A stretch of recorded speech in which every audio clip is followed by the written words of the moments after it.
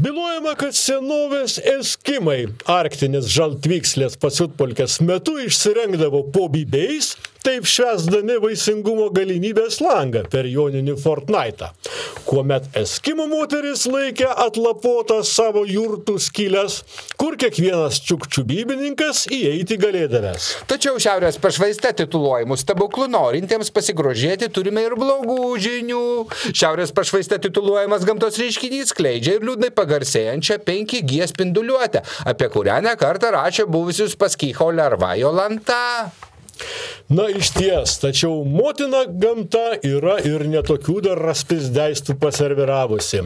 Štai Skruzdėda. Kalbama, kad jo nuodai savo rytinį ekspreso puodelį pasigardindavo pats ekstravagantiškasis Salvadoras Dalis. Na, o geriant ant česnapio myžalus ne kartą pričiuptas ir mūsų.